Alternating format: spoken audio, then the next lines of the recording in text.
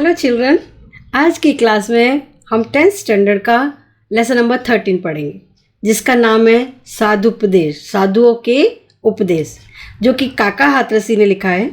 ये जो काका हाथरसी है ये हास्य व्यंग्य के कवि हैं। इन्होंने सब जितनी भी पोएम्स लिखी हैं वो हंसने से संबंधित लिखी हैं। तो जो काका हाथरसी हैं उनका जन्म 1906 ईस्वी में हुआ था और निधन जो है 1995 ईस्वी में हुआ। काका हाथरसी हिंदी के जाने माने हास्य व्यंग्यकार थे। बहुत ही हंसाने वाली कविताएं लिखने वाले कवि थे। आपने हिंदी जगत में एक विशेष पहचान बनाई है। उन्होंने अपनी एक अलग छवि बनाई थी। किसने? काका हाथरसी ने। मूल नाम यानी कि ओरिजिनल नाम जो है उनका प्रभुलाल गर्ग था। उनका ओरिजिनल नाम तो ऐसे प्रभुलाल गर्ग था, पर हाथरस एक जगह का नाम है, अभी तो वो डिस्ट्रिक्ट भी बन गया है। हाथरस में एक नाट्य मंचन के दौरान आपने काका की भूमिका निभाई थी। एक नाटक हुआ था, नाटक में उन्होंने अपने एक काका का रोल प्ले किया था। तभी से आपने स्वयं अपना तखल्लुस काका हाथरसी रख लिया। तभी से उन्होंने अपने नाम के आगे काका हाथरसी लगाना स्टार्ट कर दिया। हिंदी के हास्य कवियों को मंच देने का श्रेय आपको जाता है। हास्य कवियों के लिए एक मंच बनाने का श्रेय जो है वो काका हाथरसी को जाता है। जहाँ कहीं भी हास्य कवि सम्मेलन आयोजित होते थे, ऑर्गेनाइज होते थे, वहाँ काका की अनिवार्य अनुपस्थिति होती थी। वहाँ पे उपस्थिति जो है उनकी अनिवार्य होती थी, होते थे वहाँ पे। कभी सम्मेलन अगर कहीं काव्य हास्य कवि सम्मेलन हो रहा है तो वह काका हाथरसी ना हो, ऐसा होता नहीं था। हिंदी के सुविख्यात पत्र पत्रिकाएं यथा धर्मयुग, साप्ताहिक हिंदुस्तान, वीणा आदि में आपकी रचनाएं नियमित रूप से प्रकाशित होती रहती थी। वो जो है छोटे छोटे पोएम्स लिखा करते थे और ये धर्मयुग, साप्ताहिक हिंदुस्तान, वीणा ये पत्रिकाएं थी, इनमें छपती थी। कुल मिलाकर आपके नाम 42 संकलन मिलते हैं। हास्य के क्षेत्र में आपके सुपुत्र यानी कि उनका बेटा निर्भय हाथरसी, बेटे का नाम है निर्भय हाथरसी, तो निर्भय हाथरसी का नाम भी प्रसिद्ध है। उनका बेटा भी इस क्षेत्र में प्रसिद्धि पा रहा है। 1985 में आपको भारत सरकार द्वारा प्रतिष्ठित पद्मश्री से सम्मानित किया गया था। पद्मश्री एक बहुत बड़ा प्राइज होता है, 1985 में काका हाथरसी को मिल चुका है। हिंदी अकादमी दिल्ली द्वारा प्रतिवर्ष काका हाथरसी पुरस्कार दिया जाता है। उनके नाम से भी दिल्ली सरकार जो है वो पुरस्कार देती है। प्रस्तुत रचना, जो हम ये पोयम पढ़ेंगे आप, प्रस्तुत रचना में ढोंगी और धूर्त बाबाओं की लीला का चित्रण किया गया है कि ढोंगी जो बाबा बन जाते हैं बहुत सारे लोग, वो किस तरह के नाटक करते हैं। साधुपदेश शीर्षक से तो लगता है, इस शीर्षक जो है, इसका टाइटल जो है उससे तो ऐसा लगता है कि साधु अर्थात सज्जन का उपदेश होगा। ऐसा लगता है कि साधु है कोई अच्छा और उसके उपदेश हमें सुनने चाहिए। पर कवि ने व्यंग्य शैली अपनाकर ऐसे साधु, ढोंगी बाबा आदि के प्रति अपना आक्रोश यहाँ प्रकट किया है। आक्रोश मतलब गुस्सा। व्यंग्य के द्वारा उन्होंने गुस्सा प्रकट किया है। पोथी पढ़ने यानी कि किताबें पढ़ने और माला फेरने से कुछ नहीं होता। पोथी पढ़ने से यानी कि किताबें पढ़ने से और माला फेरते रहो सारे टाइम तो उससे कुछ नहीं होने वाला। एक और हम राम नाम जपते हैं यानी कि राम का नाम जपते हैं और गोमुखी में हाथ डाल माला के दाने को फेरते हैं। आपने देखा होगा बुजुर्ग लोग एक थैली में एक माला डाल के रखते हैं और उसको घुमाते रहते हैं एक एक दाने को, तो उसको बोलते हैं गोमुखी। तो दूसरी ओर मीठी छुरी भी चलाते रहते हैं। जो ऐसे साधु हैं वो गोमुखी भी माला लेके चला रहे हैं, मुंह से राम राम भी बोल रहे हैं, लेकिन अंदर ही अंदर मीठी छुरी भी चला रहे हैं। ये तथाकथित साधु बाबा न तो ज़्यादा पढ़े लिखे होते हैं, ये ज़्यादा पढ़े लिखे भी नहीं होते हैं और न ज्ञानी। इसलिए भक्तों द्वारा पूछे गए प्रश्नों का उत्तर न देने पड़े। भक्त अगर कोई ज्ञानी पुरुष आ जाए और उसके प्रश्न का उत्तर न देना पड़ जाए, इसलिए ये क्या करते हैं, इस हेतु यानी कि इसलिए मौनी बाबा का स्वांग रचाए बैठे रहते हैं। इसलिए वो मौन धारण कर लेते हैं। वे मौन रहकर जीव जगत और माया संबंधी असंगत बातें, मनगढ़ंत बातें किए जाते हैं, मनगढ़ंत बातें करते रहते हैं। आज कोई भी उनके पास आएगा तो वो बाबा तो आज मौन है, आज वो आपके प्रश्नों के उत्तर नहीं दे सकते। हकीकत यह है कि बाबा को उत्तर आते नहीं है। तो सबसे पहले है कि आइए प्रिय भक्तगण उपदेश कुछ सुन लीजिए। पढ़ चुके हैं बहुत पोथी, आज कुछ गुन लीजिए। हाथ में हो गोमुखी माला सदा हिलती रहे और नम्र ऊपर से बने भीतर छुरी चलती रहे। यहाँ पे जो है वो साधु जो वो बोल रहे हैं कि आप भक्तजन आइए, साधु जो है अपने यहाँ पे भक्तों को बुलाते हैं ना, आपने देखा होगा कि वो किस तरह से साधुओं के यहाँ भीड़ लगी रहती है लोगों की। तो बोले ढोंगी साधु अपने भक्तों को उपदेश देने के लिए पहले बुलाते हैं कि आइए उपदेश कुछ सुन लिए मेरे, आप आके बैठिए और मेरे कुछ उपदेशों को सुनिए, मैं आपको कुछ बताने वाला हूँ, अच्छे उपदेश देने वाला हूँ। पढ़ चुके हैं बहुत पोथी, आप लोगों ने बहुत सारी ज्ञान विज्ञान की पुस्तकें पढ़ ली हैं, ज्ञान की पुस्तकें पढ़ ली हैं। अब आइए कुछ गुण लीजिए, उनका कुछ जो है वो अमल कर लीजिए, उस बातों पे कुछ अमल भी कर लीजिए अपने जीवन में, कुछ गुण भी ग्रहण कर लीजिए। और हाथ में हो गौमुखी, हमेशा माला लेकर गौमुखी में घुमाते रहिए। अभी आप लोगों को बहुत पढ़ लिख लिए, अब गौमुखी लीजिए और उसमें माला लीजिए। हाथ में हो गौमुखी माला सदा हिलती रहे, माला जो है वो हमेशा चलती रहनी चाहिए, उसके मोती हमेशा चल रहे हैं। और नम्र ऊपर से बने भीतर छुरी चलती रहे। बोलते हैं कि इसके अलावा ऊपर से आप ऐसा एक नाटक कीजिए कि ऐसा लगे कि आप तो बड़े विनम्र हैं, लेकिन अंदर ही अंदर जो है वो एक मीठी छुरी चलाते रहिए। ये कौन बोल रहे हैं? कवि आदर्शी जो है वो व्यंग करते हुए कह रहे हैं साधुओं के ऊपर। फिर नगर से बाहर बगीचे में बना ले झोपड़ी, दीप जैसी देह चमके सीप जैसी खोपड़ी।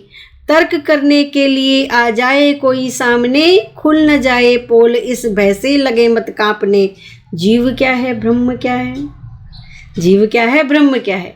तो बोलते हैं जो ये साधु लोग होते हैं वो ढोंग करने के लिए अपना दिखावा करना बहुत ज़रूरी समझते हैं, इसलिए वो क्या करते हैं, नगर से बाहर बगीचे में जगह लेते हैं। कभी भी देखना साधुओं के जो आश्रम मिलेंगे आपको, वो कहीं शहर से दूर जो है वो जहाँ सस्ती ज़मीन मिल रही होगी या कब्जा कर लेंगे, ऐसी जगह पे जाकर ही वो अपने आश्रम बना रहे होते हैं।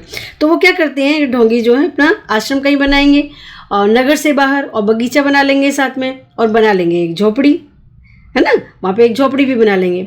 और दीप जैसी देह चमके, उसका जो शरीर है, क्योंकि अच्छा अच्छा खाते रहते हैं, इसके कारण ऐसा लगता है कि कितने ज़्यादा इंटेलिजेंट है, चमक रहती है, कोई मेहनत करते नहीं है। तो दीप की तरह उनकी जो है खोपड़ी देह चमक रही होती है, और सीप जैसी खोपड़ी भी चमक रही होती है। उनकी जो खोपड़ी है वो भी मुंडन करा के घुटा के रखते हैं, उस पर एक भी बाल नहीं होता है, और उस पर तेल लगा लिया तो वो और भी सुंदर लग रही है, मुँह भी चमक रहा है, सर भी चमक रहा है। और तर्क करने के लिए, जब भी कोई किसी बात पे डिस्कशन करने के लिए कोई बात है ना कि भाई ये तर्क करना है, इसके ऊपर बात करनी है आपको, बहस करनी है आपको ऊपर, अगर ऐसा कोई आ जाए तो फिर क्या करते हैं, आ जाए कोई सामने और खुल न जाए पोल। अगर उनकी पोल खुल जाएगी, उनको डर भी लग रहा होता है, अपने अंदर ही अंदर मन में डर भी रहे होते हैं, तो भय से लगे मत कांपने। तो अगर ऐसा कुछ डर लग रहा हो तो आप भय से कांपिए मत। जीव क्या है ब्रह्म क्या है, भगवान क्या है ना, जीव क्या है मतलब मनुष्य क्या है, और ब्रह्म क्या है यानी कि ईश्वर क्या है। ये सब क्वेश्चन मार्क लगा दीजिए कि जीव क्या है ब्रह्म क्या है, कुछ भी नहीं है ये तो।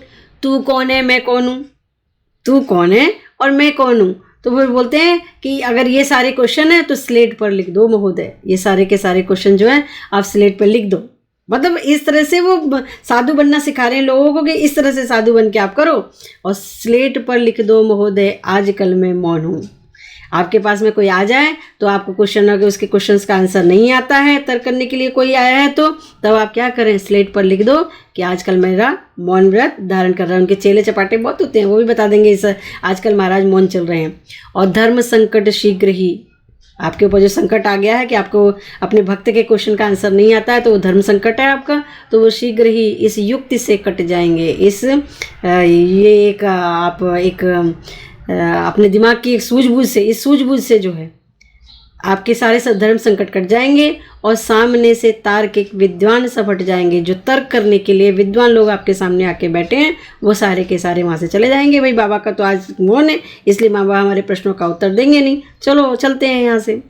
किए जा निष्काम सेवा सब फलेच्छा छोड़ के। बोलते हैं कि निष्काम सेवा, कोई उम्मीद मत रखो, कोई कामना मत रखो। निष्काम मतलब कोई कामना मत रखो, और बस को क्या फल मिलेगा, गीता में कहा गया ना कि कर्म करते रहो, फल की इच्छा मत करो। निष्काम भाव से अपने बिना फल की इच्छा के काम करते जाओ, और याद फल की जब सताए खा पपीता तोड़कर। तो वो बोलते हैं कि जब तुमको फल की इच्छा आ जाए तो एक पपीता तोड़ो और उसको खा लो। फल की कभी याद आ जाए तो इधर उधर हाथ मारकर जो हाथ में आ जाए, जो झपट सकते हो, जो छीन सकते हो, वो तोड़ के खा लो। भय भी नरक का छोड़ दे, स्वर्ग का झगड़ा गया भय भी नरक का छोड़ दे। और इससे क्या होगा, स्वर्ग नरक के झंझटों से तुम बच जाओगे। स्वर्ग की कोई चिंता मत करो कि हम स्वर्ग में जाएंगे, और ये भी मत करो कि हम नरक में जाएंगे। स्वर्ग नरक तो बाद की बातें हैं, पहले तो जो मिले उसे छीनो और खाओ। पाप घट भर जाए तो काशी पहुँच के फोड़ दे। कितनी अच्छी बात बोल रहे हैं काका हाथरसी। वो कहते हैं कि अगर आपके पापों का घड़ा बढ़ जाए, यानी कि पाप बहुत ज़्यादा हो जाए, तब आप क्या करें, चिंता करना छोड़ दें और किसी नदी के किनारे चले जाएं, यानी कि काशी चले जाएं और गंगा में जाके 2 डुबकी लगा लें, और आपके सारे के सारे पाप जो हैं बिना साबुन के और धुल जाएंगे, बिना किसी का पछतावा किए, वही अफसोस किए बिना। आप सारे के सारे पापों को वहाँ पे काशी में जाइए, और ये आपका ही पुण्य कर्म हो गया। ज़िंदगी भर पाप करते रहिए और लास्ट में जाके काशी में गंगा में स्नान कर लीजिए, तो इसका मतलब है कि आपके सारे पाप जो है वो नष्ट हो गए और अब तो आप स्वर्ग में जाएंगे ही जाएंगे। तो इस तरह से उन्होंने जो है व्यंग किया है लोगों के ऊपर कि किस तरह का ढोंग कर रहे हैं साधु, कुछ अच्छा तो समाज में कर नहीं रहे हैं और इस तरह का ढोंग फैला के पाप को फैला रहे हैं। यहाँ पे आपकी ये मीनिंग्स हैं, शब्दार्थ हैं थोड़े कि पोथी, पोथी का मतलब है पुस्तक, गौमुखी ऐसी थैली जिसमें माला रखकर नाम स्मरण किया जाता है, तर्क मतलब दलील, और पोल का मतलब है रहस्य, दोष, धर्म संकट यानी कि मुश्किल, और निष्काम यानी कि निरपेक्ष, बिना किसी कामना के, यानी कि निस्वार्थ, कोई आशा के बिना। यहाँ आपका मुहावरा दिया गया है कि पोल खुलना, इसका मतलब है कि रहस्य प्रकट करना या दोष बता देना, किसी की पोल खोल देना। उसने ये काम किया है, आप बता दिया, तो इसका मतलब उसकी आपने पोल खोल दी। कहावत दी हुई है कि मुख में राम बगल में छुरी, कथनी और करनी में अंतर होना। कथनी में और करनी में अंतर होता है, तब कहा जाता है कि मुख में राम बगल में छुरी। यहाँ आपके थोड़े से MCQs हैं कि निम्नलिखित प्रश्नों के नीचे दिए गए विकल्पों में से सही विकल्प चुनकर उत्तर लिखिए। तो फर्स्ट है आपका कि कवि भक्तगण को कौन से गुण ग्रहण करने की बात करते हुए व्यंग करते हैं। फर्स्ट है आपका कि पोथी पढ़कर ज्ञानी बनना, सेकंड है हाथ में गौमुखी लेकर ईश्वर स्मरण करना, और थर्ड है कि मुख में राम बगल में छुरी चलाना, और यहाँ पे 4th नंबर पे है आपका कि उपदेश सुनना। तो इसका आंसर है कि मुख में राम बगल में छुरी चलाना। ठीक है। सेकंड नंबर पे है कि आजकल के साधु के सामने कोई तर्क करने आए तो वे क्या युक्ति करेंगे। अगर कोई उनके सामने आ जाए तो वो क्या इसका सॉल्यूशन निकालेंगे, क्या दिमाग दौड़ाएंगे अपना कि इसका हल निकल जाए। तो सबसे पहले आपका है कि अपने को ही ज्ञानी सिद्ध करेंगे, अपने को ही ज्ञानी सिद्ध करेंगे। सेकंड नंबर पे है कि डर के मारे वाद विवाद ही नहीं करेंगे, झंझट में पड़ेंगे नहीं।